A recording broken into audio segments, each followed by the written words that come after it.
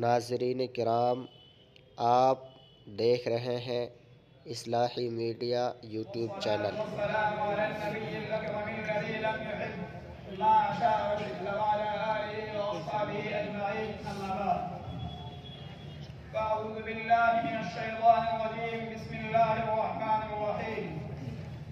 वलक़द बअथना फ़ी कुल्लि उम्मतिन रसूलन अन यअबुदुल्लाह वज्तनिबुत ताग़ूत वमिनहुम मन हदल्लाह वमिनहुम मन हक़्क़त अलैहि ज़लालह हज़रत रईस al-हब्र al-मुअक़्क़र वसादत al-अ'इज़्ज़ा वज़ुमला'i फ़िल रसूल इन्नल्लाह तआला अवजद हाज़ा al-आलम वख़लक़ कुल्ल शै'इन यूजadu फ़ी हाज़ा al-आलम अल्लाहु वाहिदुन अहदुन समदुन क़ादिरुन अला कुल्लि शै' जब्बारुन क़ह्हार هو الذي بعث الأنبياء والرسل إلى هذا العالم لهدف أن ينقل الناس من عبادة الأوثان إلى عبادة الله، ومن عبادة الأشجار إلى عبادة خالق الأشجار، ومن عبادة الأولياء إلى عبادة خالق الأولياء.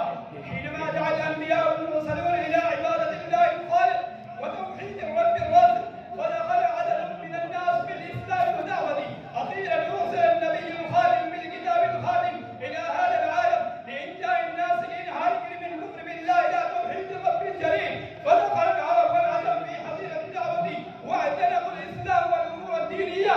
هؤلاء هم الرجال الذين اعتقدوا بتوحيد الرب الجليل، هم الذين آمنوا بتوحيد الربوبية وتوحيد الصفات وتوحيد الألوهية والعبادة. أما توحيد الربوبية ويجب على العبد أن يعتقد بأن الله وحده يحيي ويميت، هو الذي وحده يخلق ويرزق، فلا محيي ولا مميت إلا هو، فلا خالق ولا رازق إلا هو، فلا نافع ولا ضار إلا هو، فلا مودع ولا مانع إلا هو.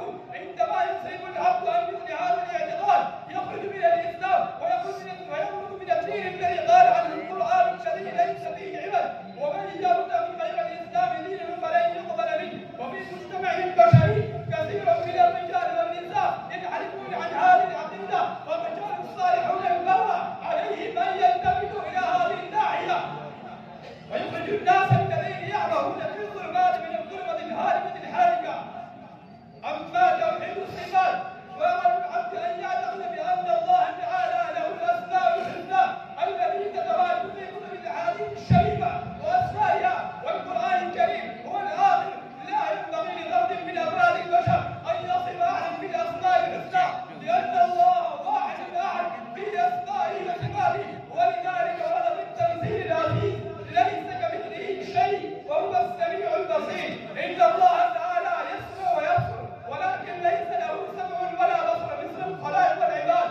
إن الله تعالى يقدس ويستغيث ولكن ليس له يد ومجلس كالإنسان وأولاده. إن الله تعالى منزه عن هذه الأشياء كلها. أما توحيد العباد والألوهية ويجب على العبد أن يتعبد الله تعالى، لا يشرك أحدا من الخلائق في العباد والسجود له. لا يجوز لأحد أن يتعبد سوى الله تعالى. كان هذا هو السبب الوحيد الذي بعث به الأنبياء والرسل.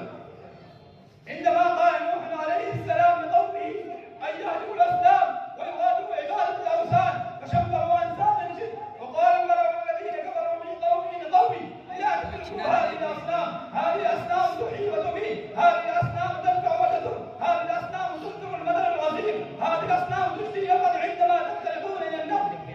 نبينا نوح عليه السلام بلغ الرسالة الإلهية واستمر أن يبلغ ألف سنة إلا 50 عاما، ولكن القوم لم يتقبلوا دعوته إلا شرذمة قليلة وانحرفوا عن الصراط المستقيم. ولكن شرذمة قليلة عرفت التوحيد ومقتضاه وفازت في الدنيا والآخرة. إن الله تعالى جنب الإنسان عن شاكة الشرك، حيث منع الفقهاء الكرام الصلاة في السرير وعند السرير، لأن الصلاة